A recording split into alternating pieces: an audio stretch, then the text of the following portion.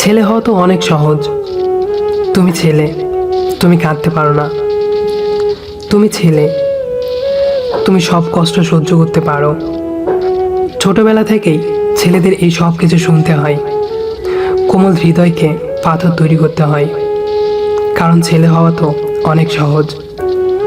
যখন যৌবন আসে সবাই তার উপর আশা করে, তাকে সবার আশাকে পূর্ণ করতে হয়।